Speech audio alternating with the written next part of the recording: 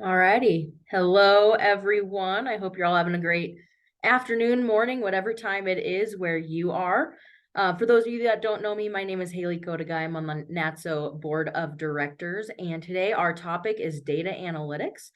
Before we get started, a couple things. Please note that we are recording this webinar. So as you probably just heard from the Zoom lady, we are recording. So just keep that in mind. This will be a more of a presentation style, but there will be Q&A at the end. So write down your questions and have them prepared for our panelists at the end. And then a couple NACTA reminders as well. Convention registration opens on February 14th at 2 p.m. Eastern time. So be prepared for that. Convention will be June 9th through 12th at Mandalay Bay in beautiful Las Vegas, Nevada. So get that on your calendars. Other note, the NAATSO Board of Directors applications are now open. That deadline is February 16th. If you have any questions about what it's like to be on the board, please do reach out to Amanda Ryder, our president, Nick Straw, our NACTA contact, and or any other NAATSO board members. Ticket Team of the Year nominations will come out in April. So keep an eye out for that, as well as start thinking about what makes your team the Ticket Team of the Year. And the last note, NACTA AD of the Year nominations are open. The deadline is next Tuesday. So if you have an athletic director that you would like to nominate, please do that as well. I'm going to let our panelists introduce themselves, and we're just going to get started. Awesome. Hey everyone, I'm Anthony Holst. I'm the Assistant AD of Revenue Generation and Data Analytics here at UCF. Day to day, I'm primarily responsible for most of the reporting that comes out of our office for the sales and the annual fund, lead generation for our ticket sales team, and then general upkeep of our database system, so Arctics, CRM, and anything else we use that we've integrated into our system in the past few years. Hey everyone, my name is Gabe Merville. I'm the Director of Analytics, Strategy, and Revenue Integration at LSU. Primary jobs are assisting the ticket office and anything they need data-wise, keeping our data warehouse as clean as possible, reporting with the business office, email analytics, and email send. Recently started doing digital marketing stuff with some staff changes. And then also just any other sport specific analytics request comes to me as well.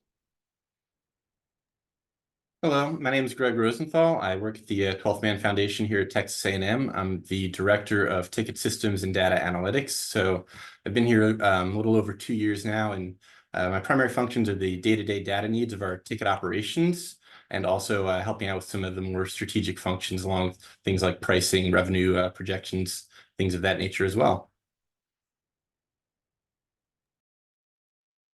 So we thought a good starting point would be clean data. I know this probably could be also listed under the big projects portion, but really anything that you need to do going forward is going to be at least a lot easier with clean data going in. Some of the things we talked about are what is clean data. So clean data is going to be anything that's going to help you make comparisons year over year and make sure everything's standardized moving forward. So one of our big projects, or my big projects when I got on board at UCF, was cleaning up a lot of our ticket systems. So making sure we have standard names for our events, standard price codes, standard ticket types. That way, year over year, you're able to look back and make those comparisons. Nothing is more difficult than going back and trying to find an event because you don't know how it's named.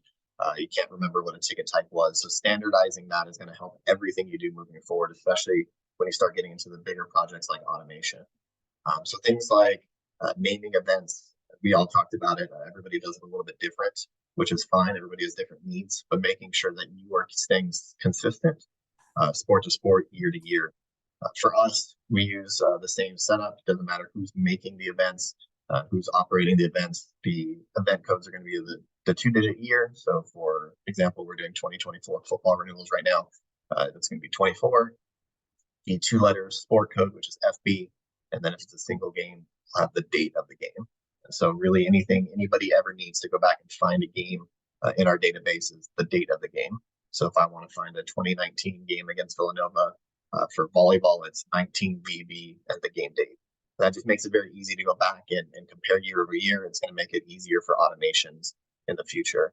Another big part of that is making sure that you keep things clean. I know it gets very easy to have to rush through things. Things come up where we're just trying to make events and pump items out.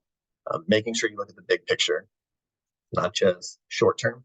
So, for example, we had an event in 2011 where we were giving bobbleheads away as part of a group package. It needed a new ticket type, and whoever built that event at the time didn't do a new ticket type. And then year over year, that just kept getting rolled over up to the point where I got here in 2016. We're trying to do reporting, and we had a new season ticket price code with a bobblehead price code or bobblehead event code, which made it very difficult to go back and track where it came from and comparing it. So those little things that you do in the moment will have big impacts later on as you're trying to look back and make comparisons. So if you haven't done this already, a great place to start is to start looking at how the information is going into your system and making sure it's standardized starting now. And if you can, making some changes going back.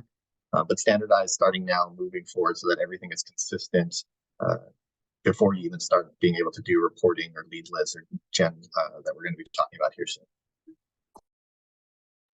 Well, so yeah, so just to talk about reporting more in general, if you're just getting started on your data journey, don't get overwhelmed with it. I think is the first thing. I know when I first got started on this a few years ago, it was incredibly overwhelming to see sheets and sheets of data of, price types, price levels, sections, whatever is in your database. But to not get overwhelmed with it, the best strategy I can think of is just start with the basics, and as you get more and more comfortable with it, add on different things. So if you're looking at, say, sales for an event, just start with, all right, here's the total sales. Then you can break it down further by price level, by price type. If you're in the PAC environment or PAC school, so I'm going to use PAC-Yolan terms, things of that nature, until you get more and more detailed. And you'll find that comes pretty organically as time goes on.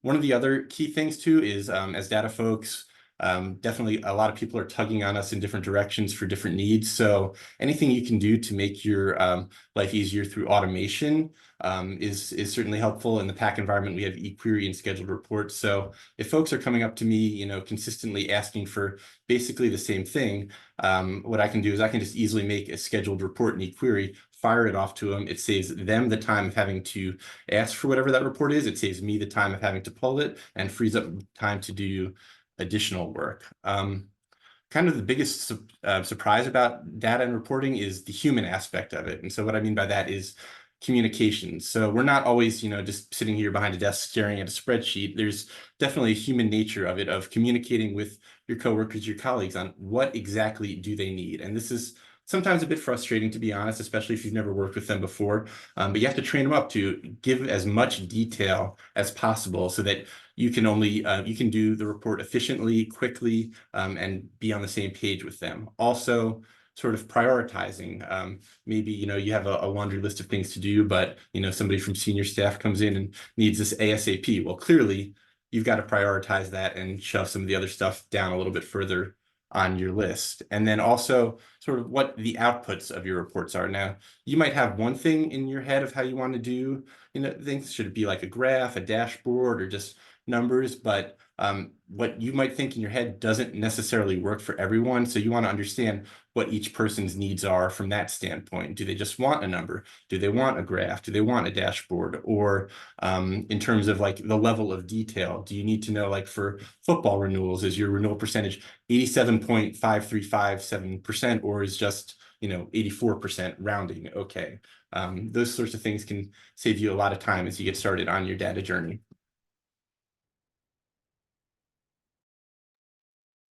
Perfect. And to round this out, I'll talk about some retention and lead scoring that we've done here at LSU. One of the big things that we worked on when I first got here about 6 years ago was a retention score for our football and other sports season ticket holders.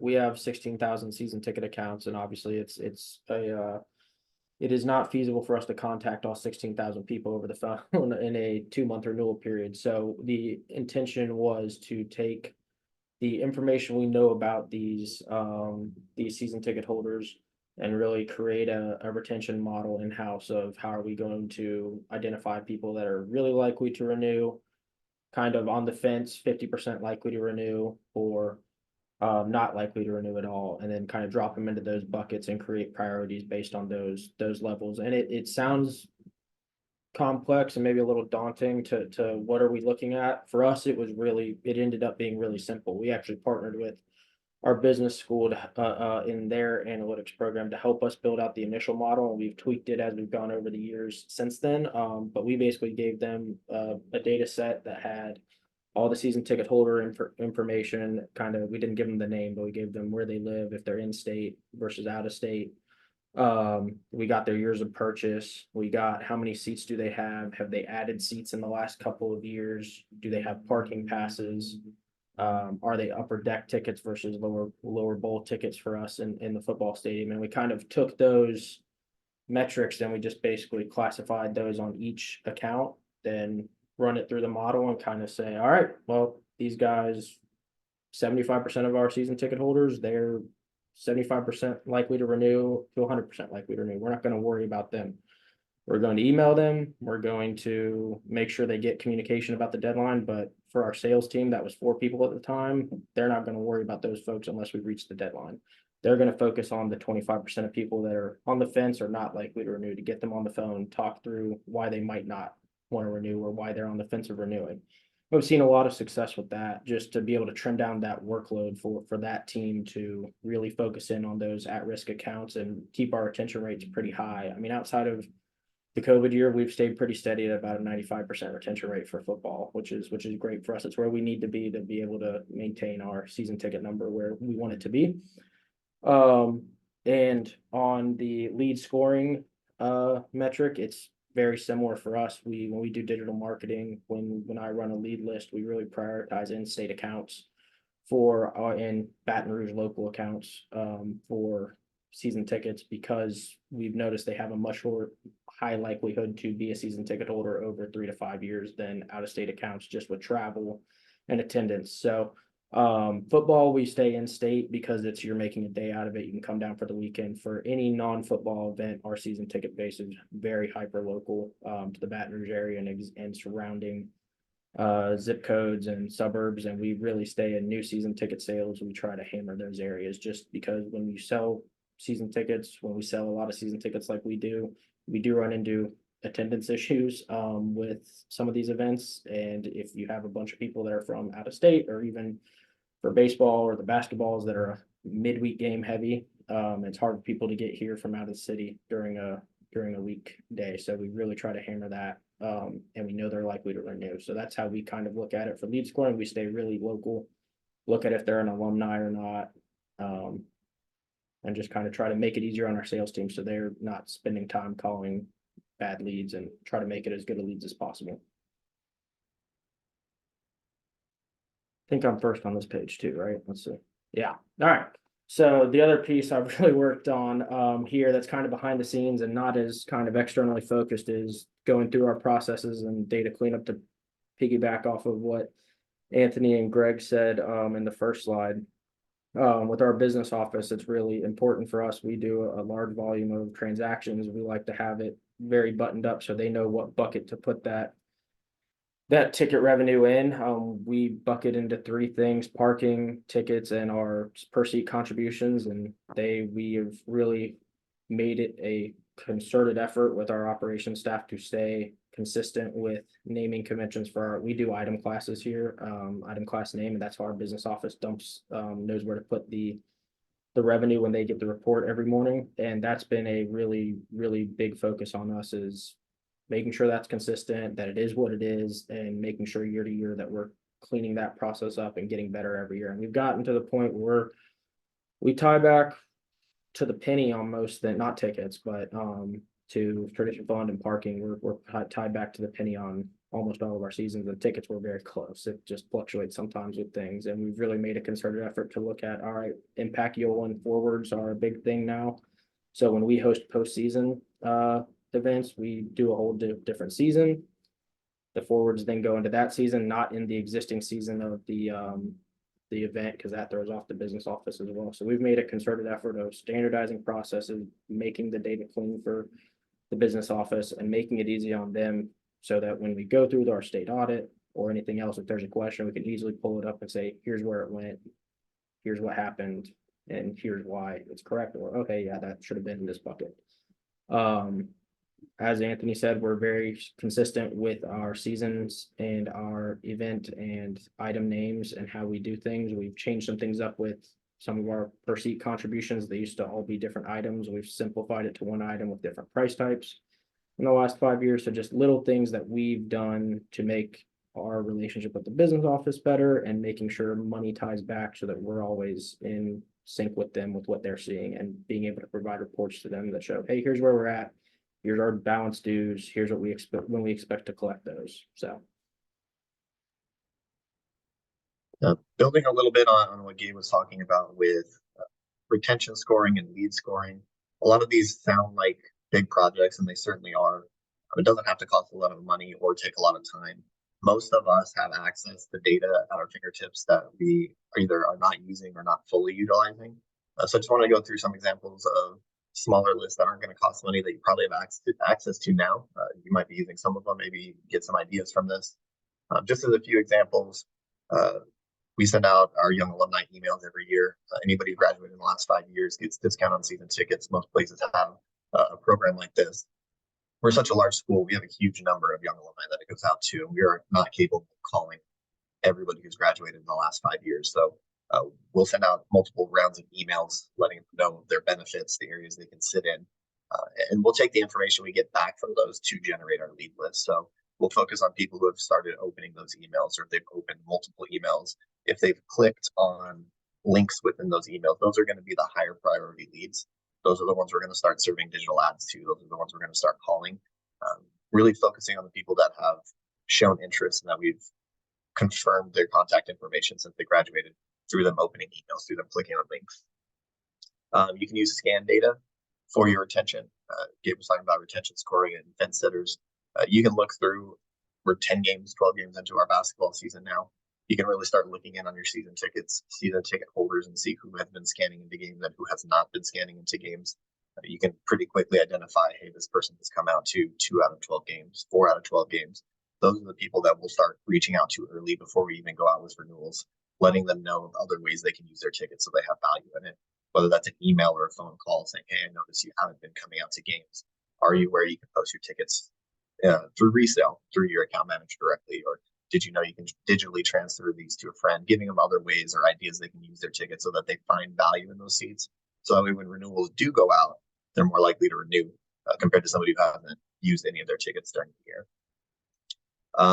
Emails are a big one. You have those open, those click rates, ticket scans, attendance are huge ones. With digital tickets, Gabe mentioned again, with digital tickets, there's a lot more information there that you can utilize. Ticket forwarding is a big one for us. We'll have specific messaging for people who had tickets forwarded to them, basically saying, hey, you have friends who came out here. It's obviously more fun to come to games together, and we'll reach out to them that way. All the resale data is collected. I'm sure every ticket system has some way of tracking the revenue brought in from resale tickets, and so we'll hit those individuals with graphics like why pay more. Looks like you paid this much money to come out to our game this year, when in reality we're selling these tickets as this much as a season ticket member, or a single game buyer, or a mini plan buyer. Why pay more?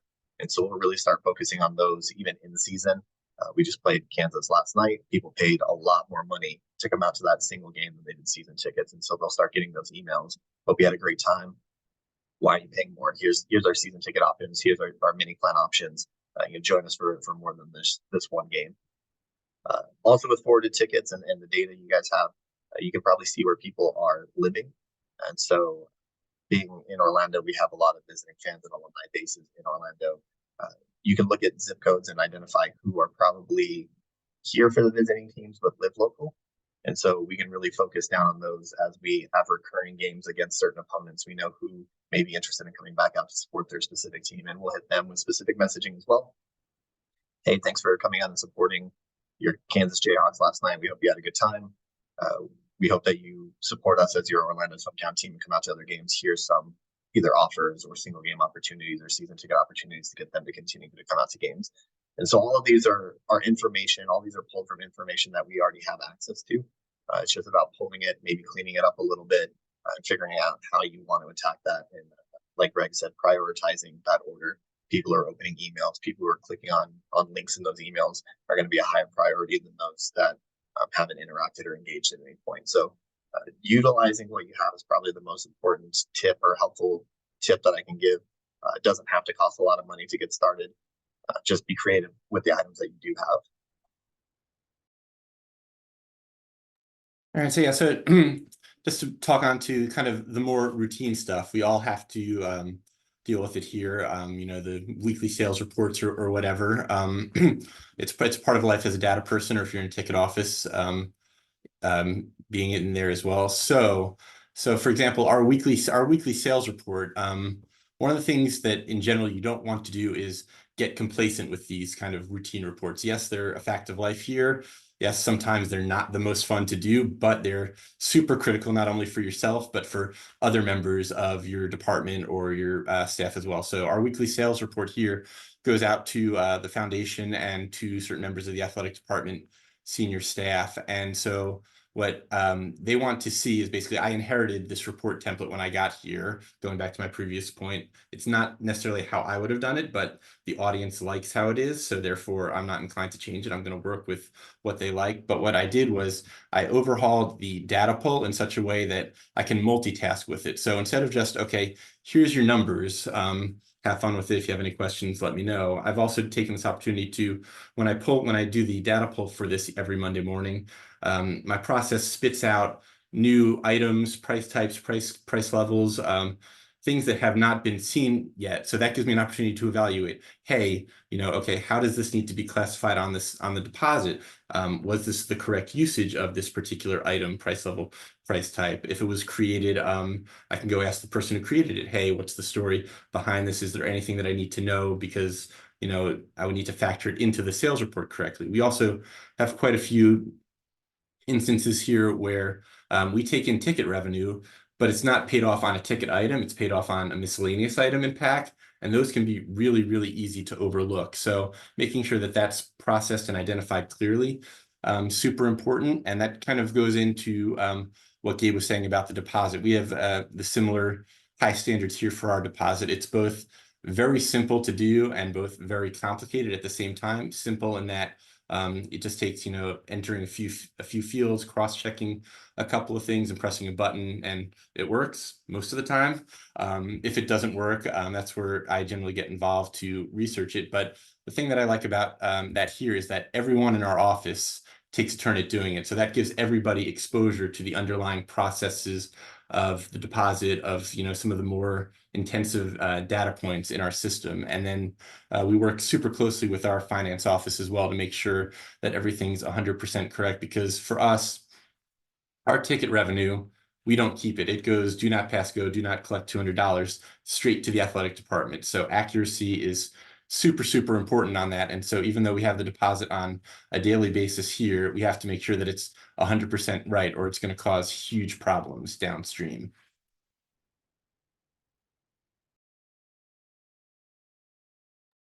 All right, and I think it's still me for so pricing and revenue projection studies. So this is going to vary wildly depending on, you know, where you're at, what sport you're trying to do this for, what the current environment is. For us here at Texas A&M, kind of biggest example of this most recently was figuring out our revenue and pricing for the 2024 football season. We got started on this probably almost a year ago with some early discussions, and there was almost nothing known about the 2024 season at the time. Who we were playing, you know, would we have like a 7-game home schedule, 8-game home schedule, things like that. So I ended up building a model, and I wish I could share it with y'all, but there's way too much proprietary data on it to easily share, that kind of took in all these factors of, okay, one, do we have a 7-game or an 8-game schedule? Two, what's our schedule going to look like? We have a premium non-conference opponent in Notre Dame. We have some other non-conference opponents. You know, are we going to have Texas on our schedule, which may or may not be of interest to our fan base here at Texas A&M? Figuring out what our starting inventory is going to be. At the time last year, we were discussing some potential renovations or expansions to our stadium that might have taken place. So how much inventory are you starting with?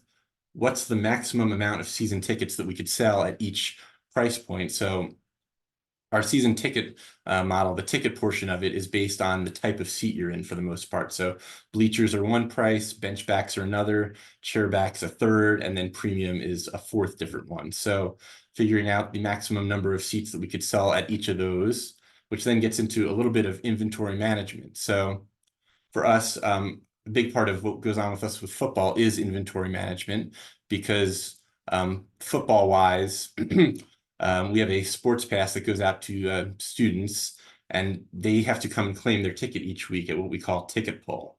But they don't always come, so they're less likely to come for a non-conference game versus, say, a Texas. So that leaves us additional inventory that we could then sell for single game purposes. Or same thing, we have a flexible season ticket to the public called a Gig 'em Pass. So depending on which games people claim for that, we could potentially have more inventory to sell for these other single games and therefore more revenue. So how do you predict, what's going to be for 2024? Well, the way we did it is we sort of benchmarked it against equivalent games for 2022 and 2023. So like an SEC game in 2022, SEC game in 2023, average those out, and that becomes our projection for 2024. Non-conference games for those past seasons, project those out, and get the same thing for 2024. The big unknown for us, of course, is Texas, which is hard to project out because we haven't been there, haven't played them in quite a while, but we expect that it would be quite larger than basically anything else that we've projected out. But factoring in all those different things went into this model, and so we were able to make some discoveries about our season ticket pricing in certain areas that we were underpriced, look at some opportunities to handle additional single game revenue based off of that. But you can really go on revenue projections and pricing as deep as you want or as shallow as you want. It's entirely up to you and depends on what the needs are of your organization. Greg touched a little bit on inventory management. I think this is probably one of the more overlooked areas when talking about data analytics. We also start a year in advance for the most part, but then it becomes really a day-to-day deal once season tickets go on sales, renewals go out, single game tickets are out there. Really taking a look at your facilities, your areas of need, places that are selling well, places that are not selling very well, and really looking at where you want to sell season tickets. Are you holding back single game inventory? Are you holding back group inventory? Where are those holds going to be placed? That really sets the tone for the year. You can gather information on how you want to do that from your past sales. You can do it through the resale market is a great place to look. What are people valuing your tickets at on secondary? But really, we do this daily. Once renewals go out with season ticket sales, typically best practice is to not put every available seat you have online. You want to create some urgency. You want to help your sales team be able to sell tickets. Nobody really wants to go to a game that they don't feel like anybody else is going to. So for us, we typically won't put more than 30% of what we have available online. That'll help get calls in. It helps our sales team upsell. It makes the fan feel a little more special, especially when they're talking to an account executive or a development officer, and they say, I actually have some seats that you can't see online in a little bit of a better location. Would these be interest for you? So it gives them that flexibility. It gives them that ability to talk. So it's important from a sales standpoint, but it's also going to be helpful for a data analytics standpoint. By selling tickets in different areas that you may not normally sell, people have seats available all at once. People are typically going to go as close to the 50 or as close to center court as they can, the lowest row they can, and work their way up. And so when you get time to start doing things like pricing studies, you're not going to have the data points that you need to really be effective. If you're selling tickets all over the stadium in different sections and different rows and spacing out what available inventory you have online, more people are going to be sitting in different areas of your facilities in your stadium. And that's more data points that you have for use later. How many tickets in these areas are selling compared to others? What were the resale values of these tickets compared to others? So spreading them out is going to help it appear more full on television. It's going to make people feel like they need to buy tickets earlier instead of waiting till game day. And it's going to also give you those data points to use later in those studies. I also think it's important to space these out in a way that allows groups to sit together if they want to. You obviously don't want to turn people away because they go online and they feel there's not enough tickets. It's a delicate balance there. That's why I said it's a daily thing for us. We'll log in every morning and check that. We know our high sales times. We know high inventory times. We know on sale dates. So those days maybe we're checking hourly to keep up with it. But day to day is something we do with our inventory management for all of our sports. And all of those become very important down the line when we start talking about pricing for future seasons and how we want to place our holds for upcoming years. All right, and I guess I'll round it out with gate entry studies. Ironically, we're about to have a meeting here in about an hour with about women's basketball stuff for us, as we have some big games coming up with our team, and we sell GA seats and overselling and who's coming to games and all that fun stuff. So getting into this, it's something I've really done since I've been here. We have looked really hard at football. After every football game, I send a gate scanning report to our event management / operations staff to let them know, hey, here's what happened during this game. Here's the times. We break it down into 30-minute time intervals for football. We open our gates 2 hours beforehand, so we really look each of those 30-minute intervals before the game starts, and then we look at after kickoff. And we track that throughout the year, and we've tracked it the last couple years since I've been here. So we've been able to keep track of what gates are hit when historically, for 11 o'clock games versus our night games or our 2:30 kicks that are on CBS. So that's something that they've gotten good usage out of on football, and it's helped them with staffing, especially as getting out of COVID. We had some staffing issues, as I'm sure everyone experienced to some degree or another with event staffing. So being able to get those event staff either from their traditional usher points to the gates that were going to get hit the most, or being able to get them there beforehand and prep for those folks to get there. And we do the same thing at our basketball arena. It's not as intensive after every game, but we just got through non-conference play. So pass that along to those same staff members to give them an idea of our arena, and where those people are coming in for our basketball events throughout non-conference. So as we get into conference play and those crowds get larger, just being able to make sure staffing is good at those gates that get hit harder, because they will have more quantities of people coming through, even if it's a similar percentage. So that's been a big focus for us on that end. And I think it's been good for us. I mean, we still obviously get slammed at times with gates, but it's helped them kind of plan out stuff a little better and feel a little more secure in their decision making, so that they can say, hey, here's why we did this, to our senior staff if they happen to see a line and it's not moving as quickly. And if staffing was down there, they're able to justify it with the data.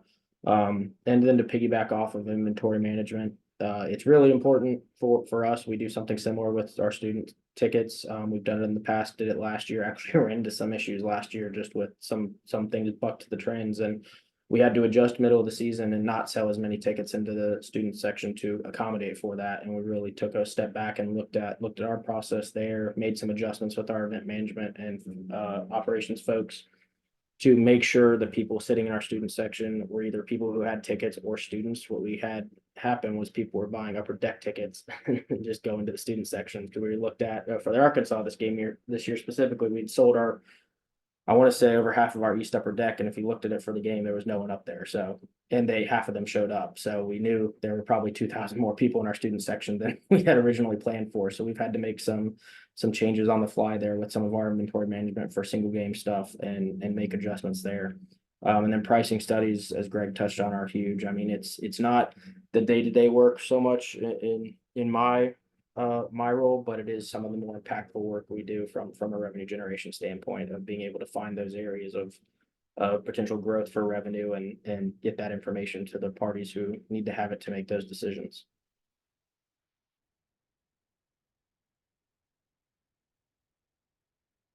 Yeah, and I guess in conclusion, it's really important just to be consistent with your data, keep it clean, and be patient with it. It's going to evolve over the course of the over the course of the year and 5 years. I mean, all of us have been Greg's been in a couple different spots. I've been here for 5, 6 years. I think Anthony's been at UCF for a while, and it's where we were day one to where we are now is a huge difference for us.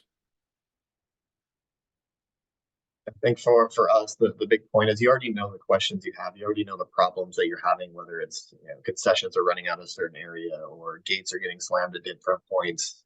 You have needs for your sales teams for lead generation. So you know the questions you have. You know the problems that you're having at your facilities.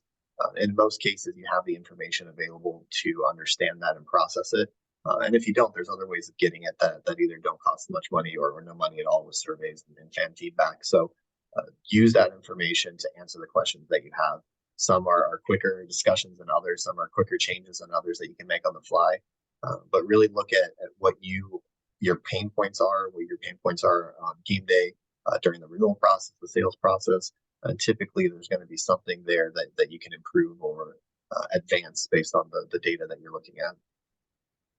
And I'd say, just to kind of wrap things up, fundamentally, Rome was not built in a day, not to be over cliche. I mean, for myself personally, when I switched into the data role about 5 or 6 years ago, I didn't know anything about data. I didn't major in it in college. I was in ticket ops beforehand, and I got the opportunity to make the switch in data, having the mindset for it, but not really knowing what to do or how to answer those questions. So what did I do? I went out and I bought this little book that's gone with me from place to place since then. It got me started on my data journey. I've been able to share it with a few other folks, some of whom I believe are in the audience today, and get them started on their own data journeys. Eventually, I graduated to, once I learned some basic Excel terminology, Googling what I needed to know. But the book, yeah, quite honestly, it's a reminder of the start of my journey to where I'm at now. It's wildly different 5 or 6 years later. So it's okay to make mistakes, be patient with yourself while you're on this journey, and enjoy the ride, because it's definitely a fun one. If you don't want a giant Excel Bible, I think Haley's selling some mouse pads with a condensed version.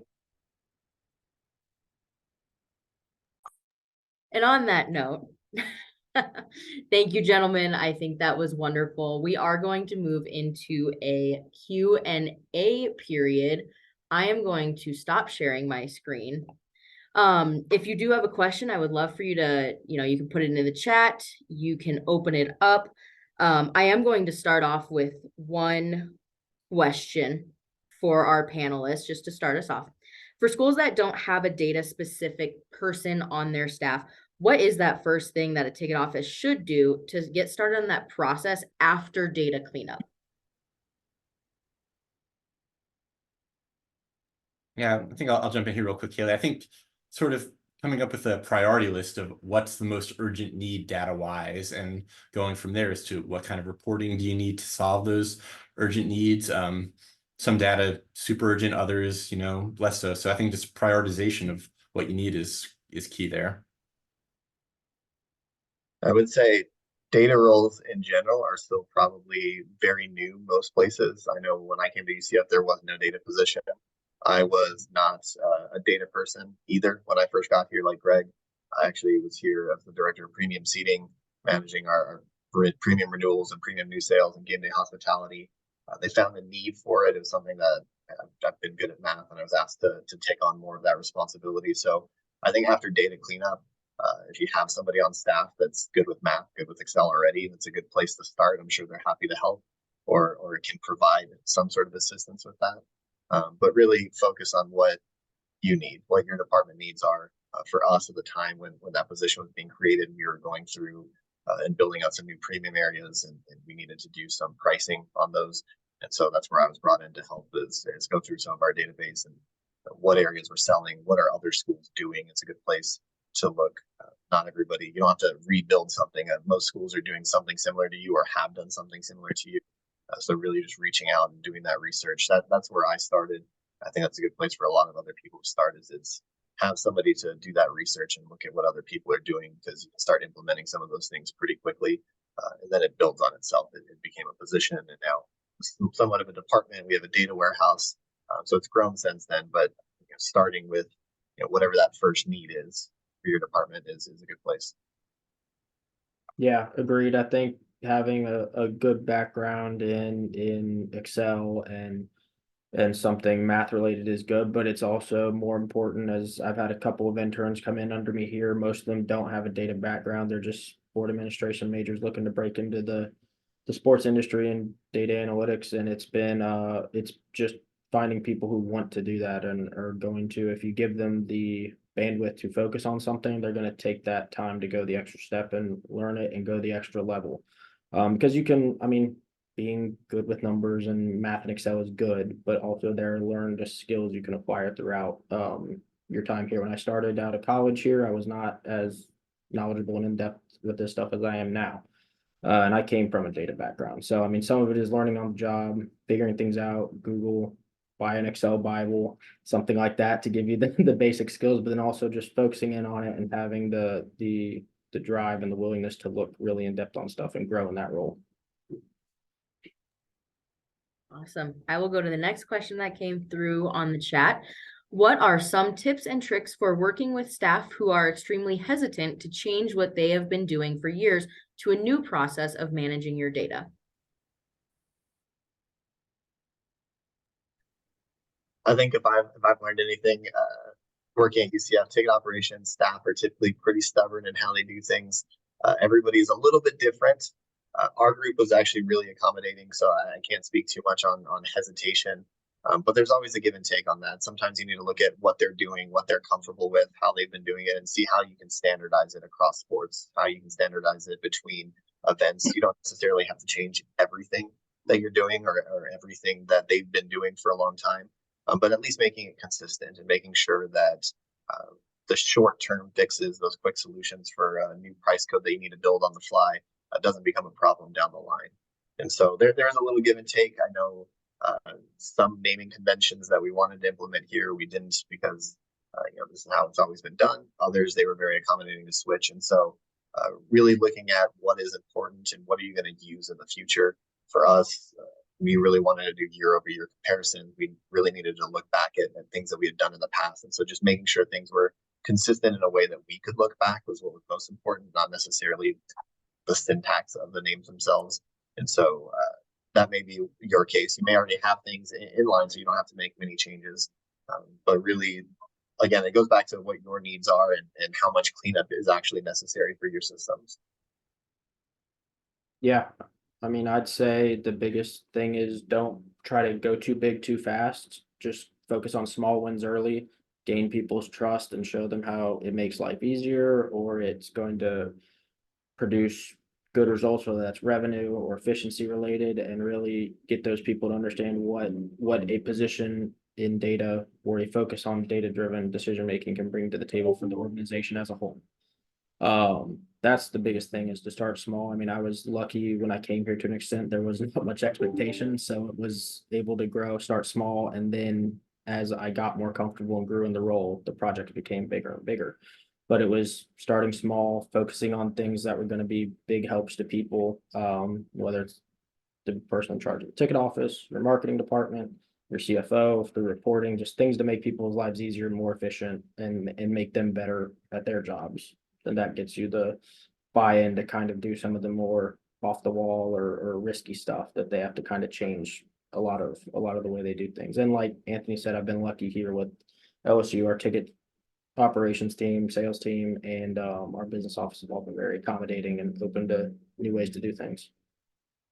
Yeah, and that's kind of to echo what Gabe said. I would say just being sort of adaptable to that person's way of working, way of using data, and not just completely overwhelming them with our way of doing things, because that's going to cause panics and freakouts and whatnot. But just seeing what they've done, little incremental tips and tricks, pointers here and there, are much more likely to be adapted longer term rather than just trying to go in and sort of blow everything up. So don't overwhelm the person. Just start small and go from there. And I think, yeah, like what Gabe was saying, building trust, super important. What other questions do you all have for our panelists?